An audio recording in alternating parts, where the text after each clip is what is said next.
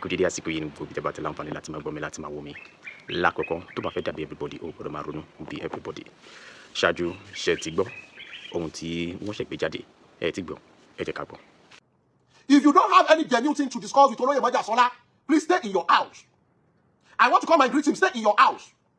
And new laws have been implemented. If you are coming here, you drop your phone outside. No matter who you are, we have our own photographer. Tó bá fẹ́ ya photo photographer wa láyà, tó bá ti lè dúró, tí photographer wa ṣẹ̀dẹ̀ sẹ́ńjọ́ kẹta, máa kó ibùkún ẹ̀ lọ. Àmọ́ bí èèyàn bá ṣiṣẹ́ èpè tí wọ́n bá ń ṣàdúrà fún, èpè ni ó mọ jẹ́ tiẹ̀. Tí èèyàn bá wá ṣiṣẹ́ àdúrà tí wọ́n bá ń ṣépè fún, àdúrà ni ó mọ jẹ́ tiẹ̀. Kékulé gbọ́ kó sọ fún toko kí àdúgbò kó lọ rò fún bẹ́ẹ̀ wípé òfin tuntun tí olóyè Sunday Igboho ọmọ Adéyẹmọṣẹ́ gbé jáde nìyẹn. Nítorí pé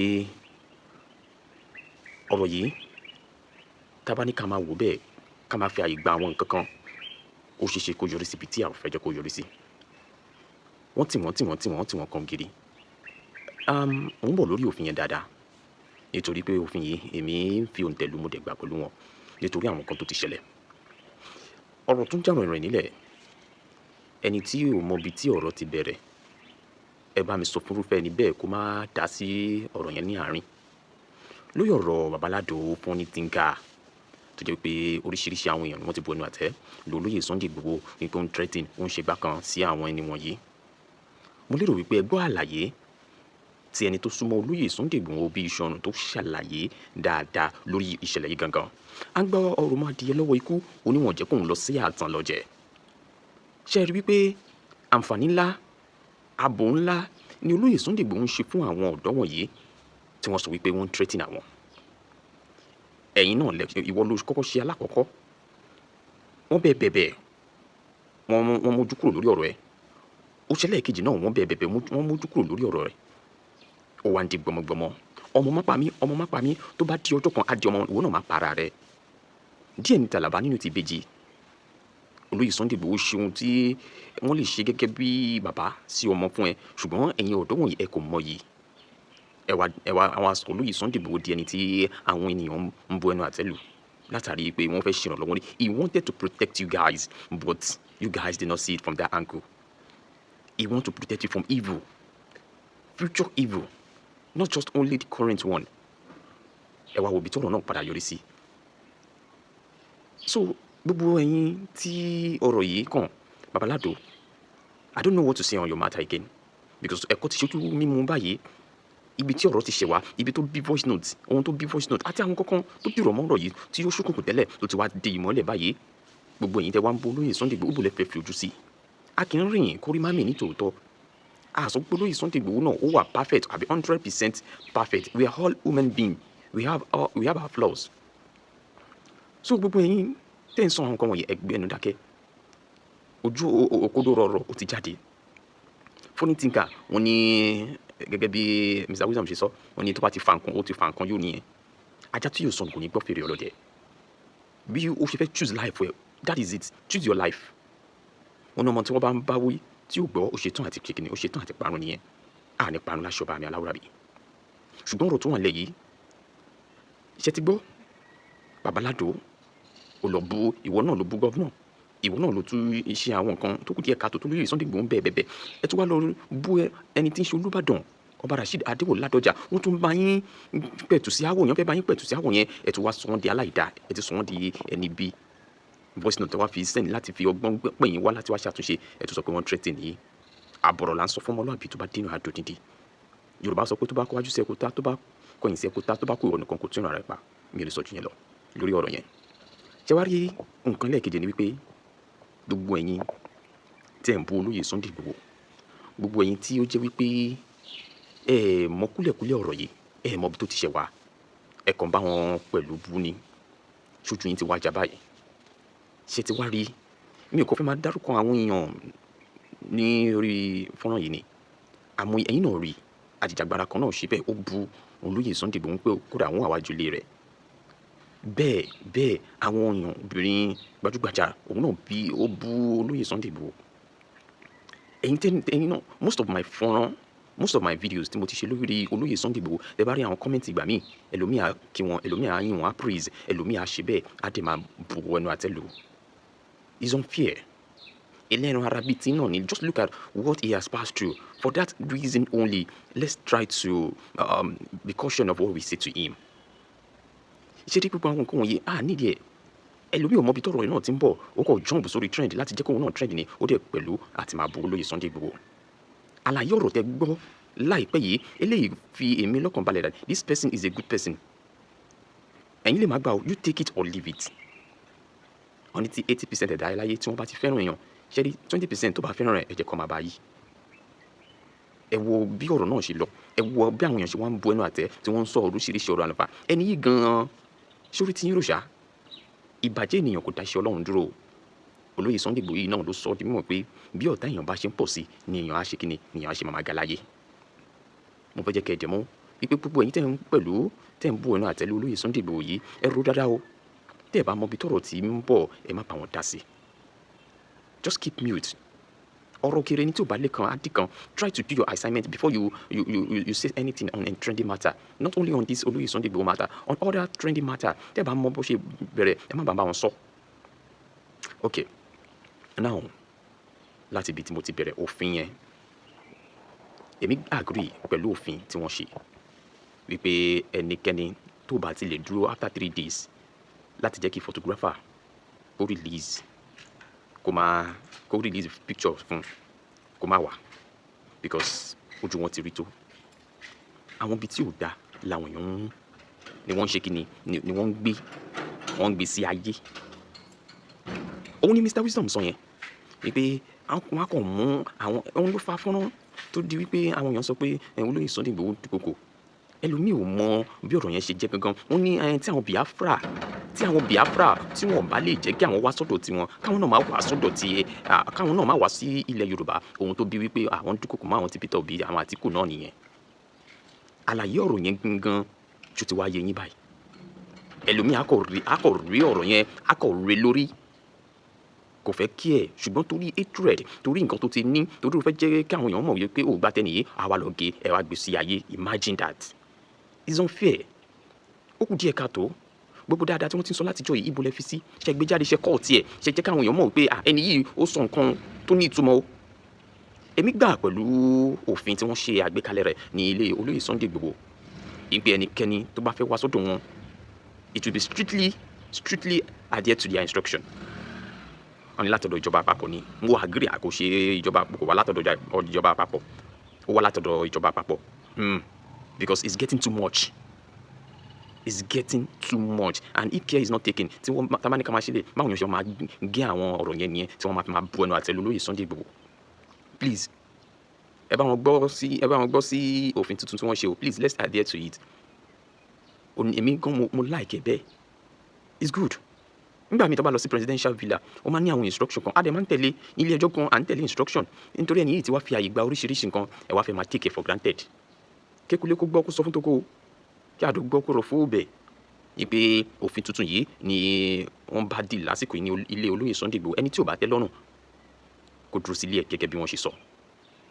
Because mo kàn ń wò ní ẹjọ́ mẹ́ta yìí ni látìgbà tó òmìnira yẹn ti dé fún olóyè Sunday Igboho bó tilẹ̀ jẹ́ pé àwọn gbàdúrà kò dé òmìnira délẹ̀ oríṣiríṣi fọ́nrán ibi tó ti ń búyan ibi tó ti ń sọ̀rọ̀ làwọn èèyàn ti ń gbé wọn post káàkiri. What about the good things he's saying? Where do you put it?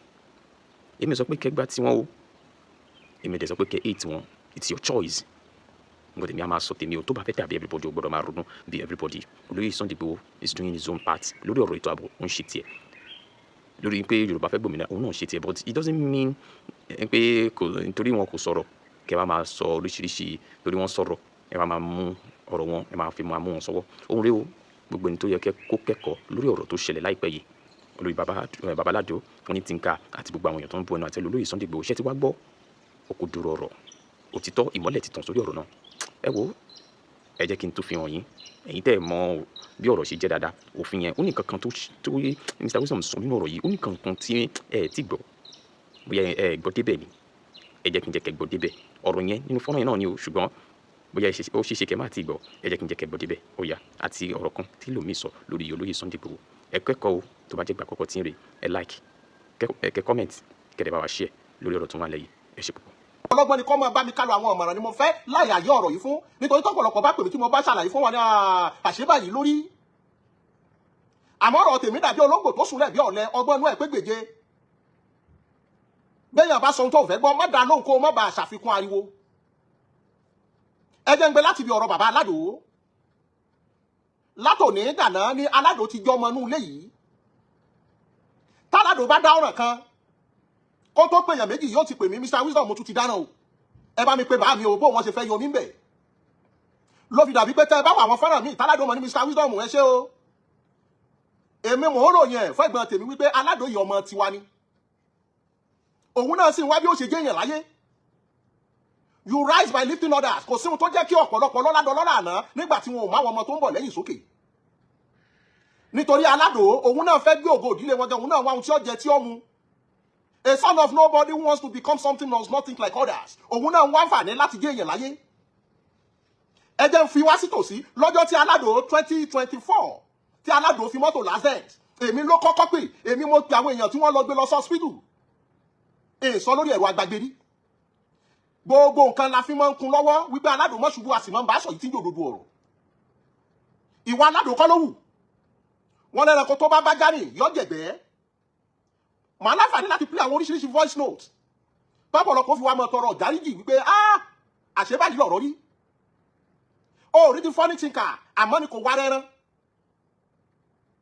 kí ni mo pè é àmọ́ ni kò wá rẹ́rán we are not compatible in all ramification of life àjọ sí nínú akẹgbẹ́ à ń bèlè tèsè olówó orí tèmi tí ń jẹ́ Májàsọ́lá in all ramification of life ẹni tí wọ́n ń dáwọ́ ilé fún lọ́mọ fi wé mi ẹni tí wọ́n kọ́ dídí owó fún tí ọmọ tó fi ṣe ẹni tí wọ́n fún nílẹ̀ tí ọmọ tó fi ṣe ẹni tí ò níyàwó lédè bípé yóò bímọ níbo ó yàtọ̀ wọ́n fi jọra wọn àti tọ́lú wò we are not compatible in all ramification of life ẹ jẹ́ mú bi Aládò tá ẹ bá gbàgbé ní ọdún tó kọjá ìṣẹ̀lẹ̀ kan ṣẹlẹ̀ láàrin òun àti Alájẹyè Oríyọmí ọmọ Òkìkí tí wọ́n mú lọ sí police station tó lọ́jọ́ méjì ńbẹ̀ àti station yẹn olóyè ò tí ìwọ̀lú wá ni mo ti ń pè wọ́n láti Germany pé wọ́n ti má Aládò kí n tó débẹ̀ mo gbé honorable kan dìde tí mi ò ní dárúkọ wọn àwọn ni wọ́n kọ́kọ́ lọ sọ́fíìsì Oríyọmí ò release Aládò kó tó di wípé mo wá pè wọ́n pé wọ́n release Aládò náà àwọn fúnra wọn wá ní kí n bá wọn wá nọ́mbà Alájẹ Oríyọmí ò tí kú Aládò ò tí kú àwa láyọ̀ Aládò kúrò lọ́wọ́ Oríyọmí gbà náà ṣé ẹni téèyàn yọ kúrò nínú ọ̀fìn yóò wá fẹ́ jẹ́ kó kú bí no àmọ́ pọ̀lọpọ̀ ara wọn blogger àwọn Ṣòwòrẹ́ àtàwọn míì tí ò ní làákàyè a lot of people just jump into conclusion without knowing what is going on they jump into it afọ́jú wọn fa afọ́jú pọ̀pá oníkọ́mẹ́ntì sọdún náà gbéra rẹ̀ ṣépè àtàwọn tí ò ní làákàyè ayọ́kù ò níbẹ̀ tá a bá wá gbàgbé kò tí ì lè ju bí ọ̀sẹ̀ mẹ́ta lọ tí Aládò lọ sí Ogun State ìgbà tó dé Ogun State ìṣẹ̀lẹ̀ kan ṣẹlẹ̀ sí ó ṣe fídíò ó bú gómìnà Ogun State bí odidi ọjọ́ mẹ́ta Aládò òfin sunlé ó ń pè mí ìgbà tí mo rí pé kọ̀lẹ̀ pọ̀ mi ò gbé kọ̀lẹ̀ mọ́ láwọn àyíká mo ló tún ti dáràn mo l'Aládò tún ti dáràn ni. ẹ mọ̀ pé gbogbo àwọn ọmọdé bí náà ni àìrí nìkan náà ni ẹ̀yin náà lẹ́wà mọ́ kọ̀lẹ́tì wa. Aládò nìyí nígbà tó dáràn tó ń pè mí pé kí n jọ ẹ̀gbọ́n mi ẹ jọ ẹ̀yin náà lẹ́ kọ̀lẹ́tì wa.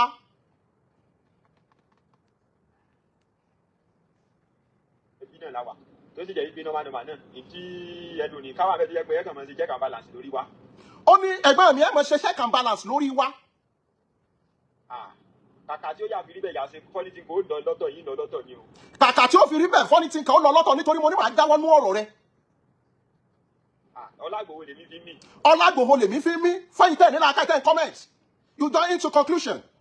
Ọlágbòho mo fi mí dọ́là wà láìta láì dọ́là ẹ̀rọ gba wàhálà tí mo fà lọ yẹn sí gbogbo bàbá sí ní Ìbàdàn ẹ̀rọ àrùn mi ò ṣe tó bẹ́ẹ̀ yẹn bọ́ Ìgbòho kọ yóò sáà ní bọ̀dẹ̀ sàdábì. lẹ́yìn ìgbà tí wọ́n lọ gbà á kalẹ̀ lọ́dọ̀ gọ́vnọ̀ Dàpọ̀ Abíọ́dún mo gbé wọn dìde wípé kí wọ́n lọ sọ́hùn kí wọ́n lọ sí Ogun State wípé ọmọ yìí ni wọ́n ti ń láǹfààní láti terrorize àwọn DSS ti ń pè é wọ́n ti track number ẹ̀ inú ilé yìí ni mo ti ní kó ṣe apology video tá a sẹ́ndì sí gọ́vnọ̀ fúnra rẹ̀ àti secretary to the Ogun State government inú ilé wa ló ti ṣe fídíò yìí èmi mo mú kámẹ́rà yìí lọ́wọ́.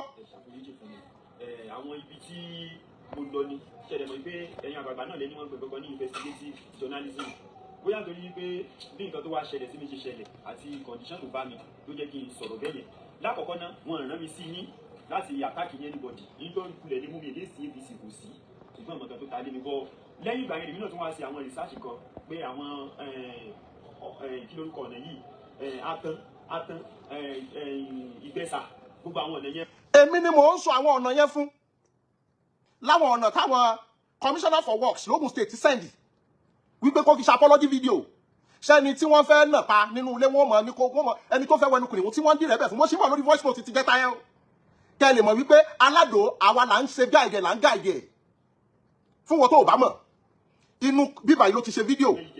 gbogbo àwọn ìjẹ̀bù tẹ́ ti ń ṣe construction yẹn àkùté so àwọn oríṣiríṣi bẹ́yẹn tẹ́ ti ṣe èmi náà ṣẹ̀ṣẹ̀ wà ń rí mo wá wò yí pé nǹkan tí mo ti ṣe ó ti cause more damages pé kémi náà kí n bọ́ náà láti ṣe apology fún yín mo dẹ̀ ti ń sá káàkiri inú igbó ibi tí mo ti ń sá káàkiri ni Ìgbòho náà ti pè mí pé ọmọ mi kí nìkan tí. Ìgbòho kọ́ ló pè òun ló pè mí but ọmọ wa ni nílò ọmọ burúkú fẹ́kùn pàjẹ́ la fi pè sọ́dọ̀ nítorí afọ́jú lòjó ṣe ń kù nítorí abití lòjó ṣe ń ṣú nítorí èní lọ́lọ́run fi ní kí n ṣì ní fídíò yìí lọ́wọ́.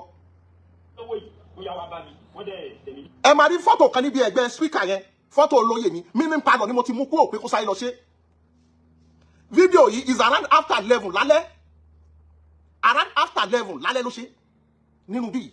ìjẹ́ wọn fi mi ṣe ẹnìkan lú ẹ̀ sí ìdàpọ̀ ní ìlú náà gbé fún ọ èmi rẹ́dì láti sanwó fún ọ torí bàbá àdìmí ní ìdàpọ̀ Abíọ́dún fún ní àdáàdì ni wọn rán mi iṣẹ́ o torí pé nǹkan tí mo ti mu àti pé mo wà frustrated ní táìmù yẹn ni so ẹ má bínú torí Ọlọ́run ẹ fi mí yọ lọ́hùn mo wá ṣe tán èyí ṣe pé mo ń ṣe pé mo wà frustrated pé bóyá wọ́n lù mí láti sọ gbogbo kìnìún èmi gángan mọ̀ pé nǹkan tí mo ṣe ò dáa so mo wá ṣe tán láti polongo kọ yín ẹ̀yin ẹ fi ọwọ́ ìjọba tún mi ṣe ni ẹ má fi bá mi jà ẹ dànù pọ̀ mọ́mọ́ tó dájú mi torí ọdún ọ̀tá ni bí mọ̀mọ́ sálẹ̀ láti wọ́n sálà ẹ fi mí yá Ìgbòho sá ẹ fi mí yá Olúbàdàn tilẹ̀ Ìbàdàn kẹwàá fi mí yá bàbá Tinubu kò sí nǹkan kan o gbogbo ẹni tẹ́ bá gbọ́ tí mo dárúkọ nínú fídíò tí mo ti bú yín yẹn wà láìtàlá èmi kan sọ tèmi ni ẹ jọ. tẹ́ ẹ bá wo ẹgbẹ́ fídíò yẹn ẹ máa rí fọ́tò olóyè ń bẹ mini palọ lọ́jọ́ yẹn nìyẹn nígbà tó ṣe gọ́vnà Ògùn State àwọn evidence mi rèé. Hello Mr. Wisdom ẹ ṣe gan lónìí mo dúpẹ́ gidi gan lọ́wọ́ yín kò ní bàjẹ́ ẹ jẹ́ bá mi share àwọn picture road yẹn.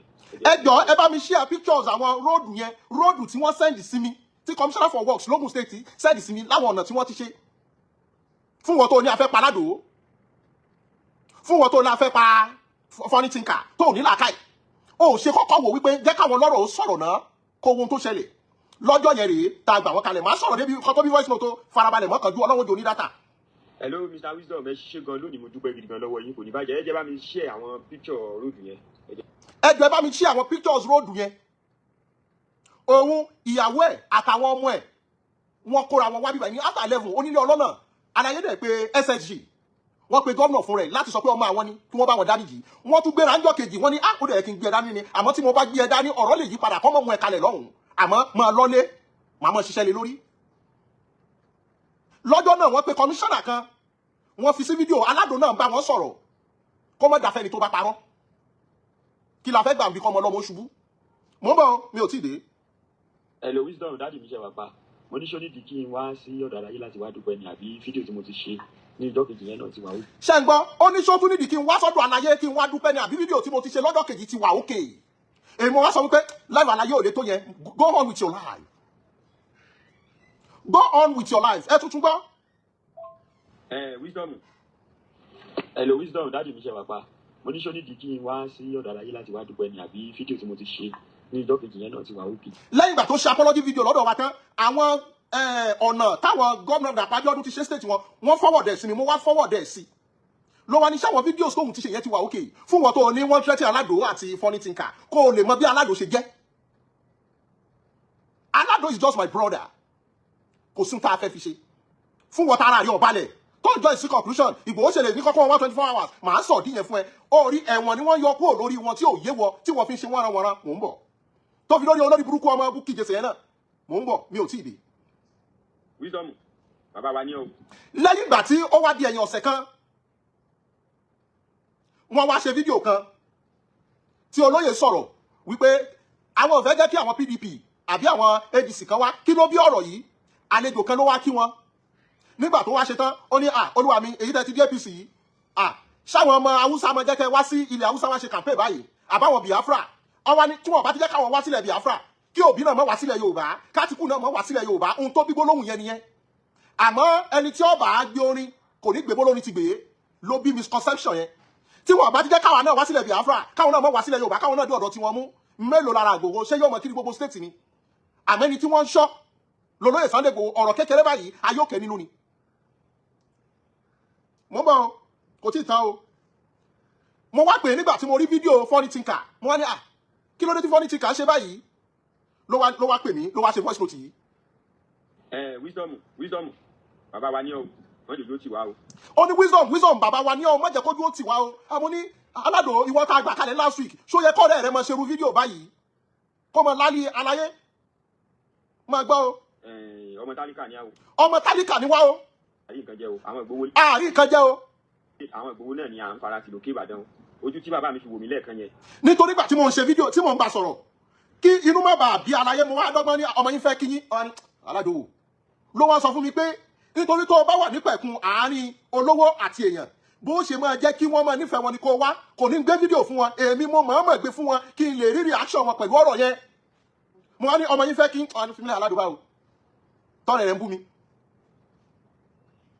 mo máa ń check balance ni mi ò kì í lo advantage tọ́lọ́run fún mi nílòkulò kẹ́ ẹ má bàa rí wípé àbúrò rẹ̀ náà ló ń ti pa àbábúrò rẹ̀ ni ó ń tánà di wa I open straight to every one of them ọ̀rọ̀ tó wá sọ nìyí.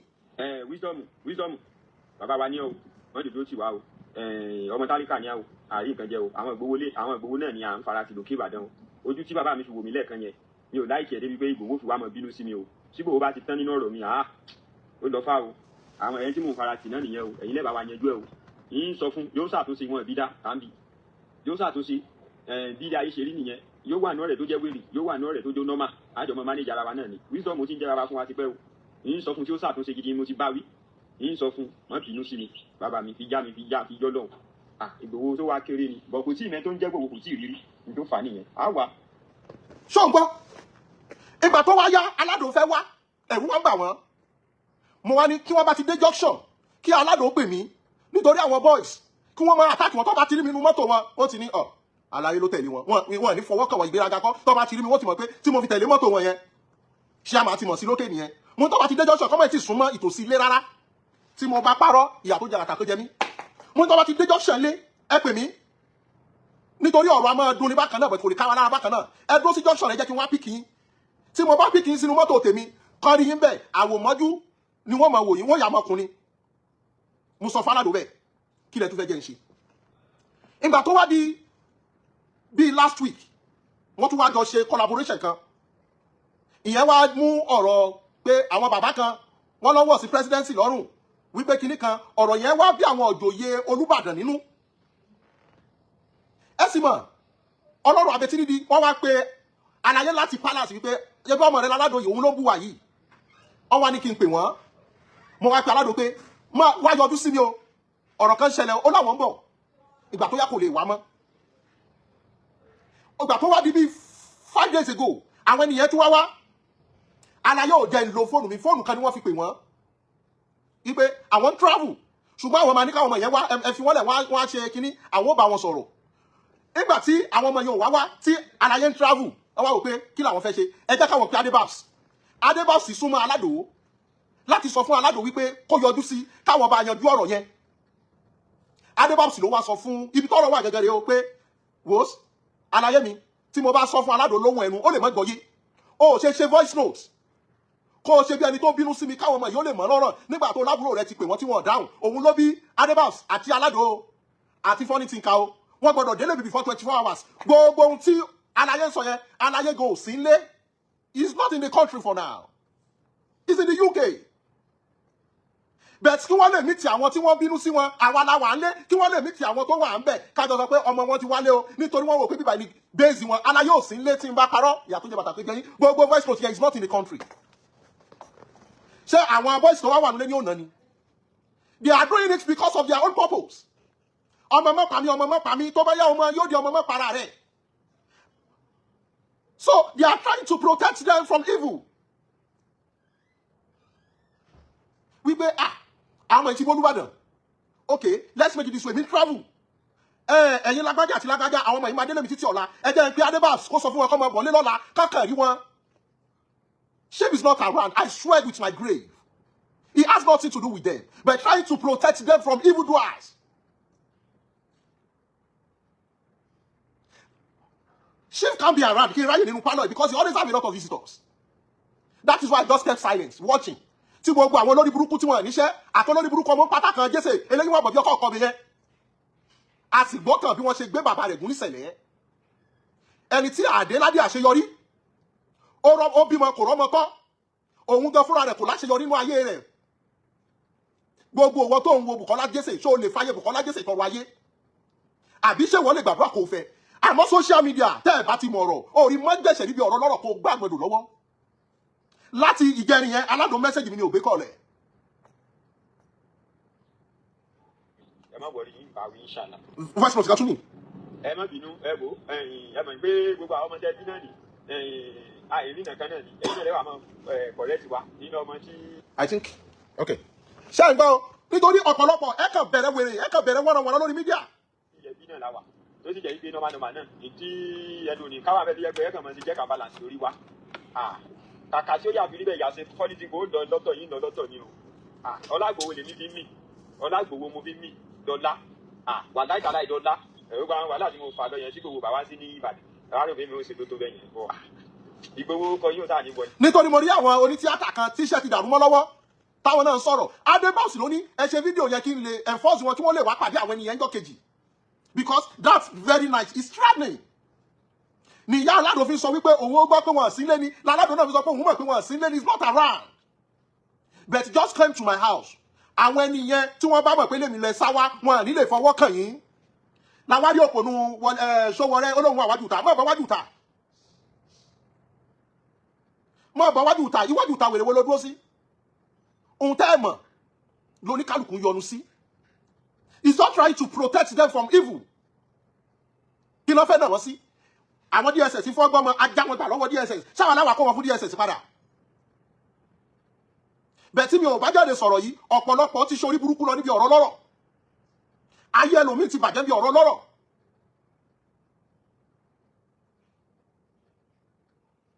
Ibi tọ́rọ̀ dé dúró yìí àtàládò àti funny thinker Yorùbá ní ọmọ mọ́pa mi tó bá yá wá ní ọmọ mọ́pa ara rẹ̀. Ibi tá a pọ̀ dé yìí ó tó gẹ́ you are an adult. You have your life to live, likewise we have our own life to live. Gbogbo ìtí mò ń sọ lónìí yìí ẹlòmí ò mọ̀. Àwa la gbà kalẹ̀ lọ́jọ́ tí Alhaji Oríyọmí mu. Èyí tó ṣe tí ò ti tóṣù kan ìyàwó la gbà kalẹ̀. Àmọ́ olóyè máa rántí ìpìlẹ̀ wípé báwo lòun ṣe bẹ̀rẹ̀ ayé gbogbo àwọn ọmọ tó bá dìde bọ̀ yóò fà wọ́n lọ́wọ́ sókè. Báwa yìí ṣe dàgbà tó yìí àìtí ìdálẹ́nu ọmú. Lọ́jọ́ kákùn pé yẹ̀sà kò sí kankan ṣì náà tèbó gba 500 kan lánàá.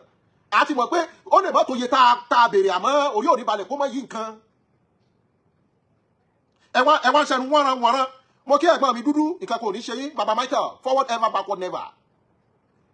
Aládò tó bá ti dáwọ̀n kan Mr Wisdom ni tí n bá ti wá gbọ́ bẹ́ẹ̀ yẹn màá ti nínú kí n jókòó sẹ́gbẹ̀ẹ́ wọn kí n dọ́gbọ́n mọ́ receive call kí wọ́n lè ní ta ni yẹn màá ní Aládò ọmọ yín ni ó tún ti ṣe kíní kan ṣe mọ̀ wípé ọ̀rọ̀ yẹn mi ò ní lè sọ straight bẹ́ẹ̀ tí mo bá ti wà lẹ́gbẹ̀ẹ́ wọn inú kí n máa ṣe ẹ̀dọ́ ta ló sọ̀rọ̀ kí ló tún ṣẹlẹ̀ á béèrè pé ta nìyẹn ọ̀rọ̀ yẹn mi ò ní lè ju wá straight.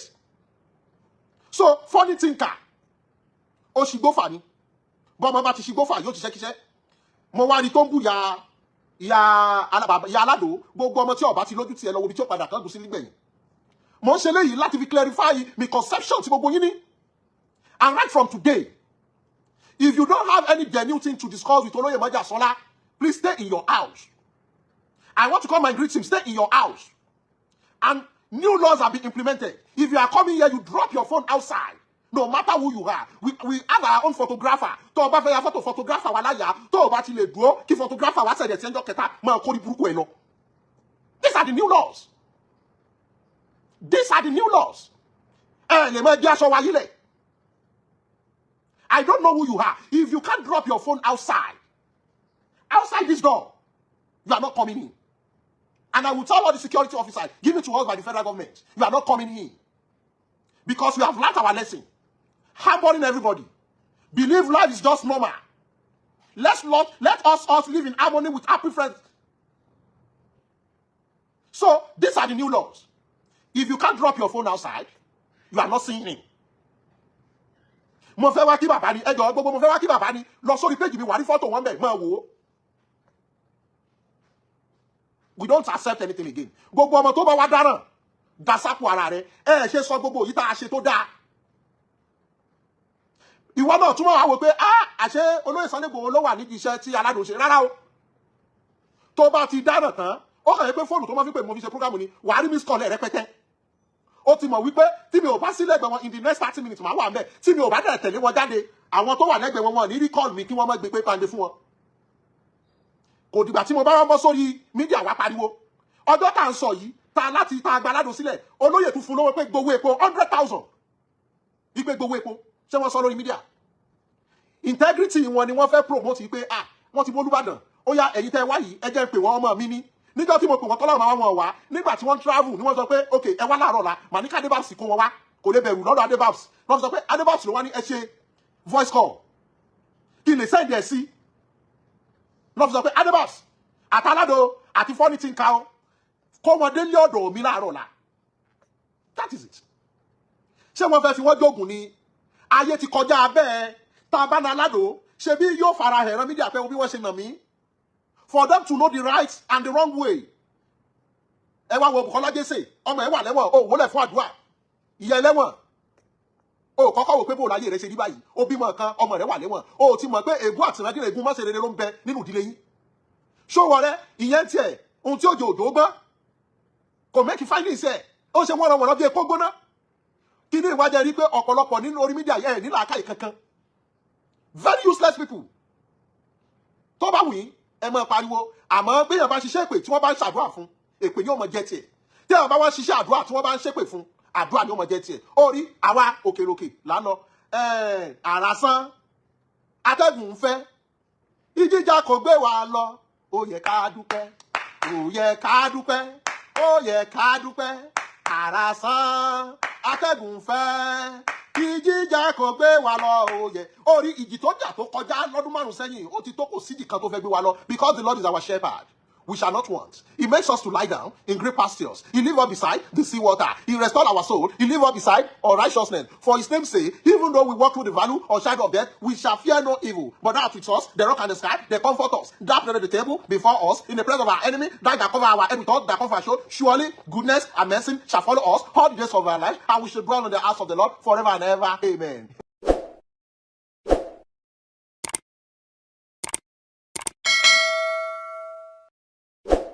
ọ̀tẹ̀ ló ń jẹ́ ló ń pè ọ́ kò sẹ́ni tí ò lórúkọ tiẹ̀ àti wípé ọmọ kì í gọ̀ títí sẹ́ẹ̀ kó gbàgbé orúkọ ara rẹ̀ ààfin tèmi ò nílò ìdánimọ̀ lọ́jà tó bá dọ́jà báyìí wọ́n á mọ̀ bó dọ́jà ni èmi tí ń tòótọ́ Samuel Owóyẹmí fẹ́lẹ́fẹ́lẹ́ láyé lórúkọ mi fẹ́lẹ́ ní gbogbo ìyẹn mọ̀ mí sí èmi náà kọ́ Ọlọ́run ọba òkè ló fún mi ṣe ní gbogbo ìgbà.